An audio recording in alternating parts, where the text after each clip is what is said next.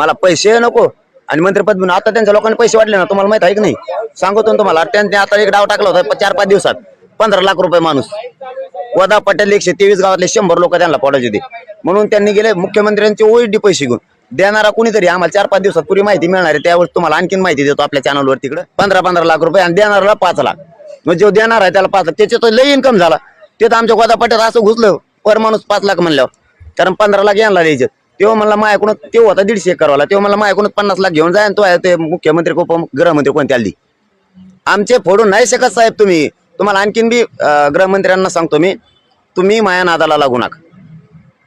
मी निष्ठावाने इमानदारी, मी माझी जाती विकू शकत नाही. तुम्ही माझ्या नादी लागू नका. गोडी गुलाबीने प्रश्न सोडवा.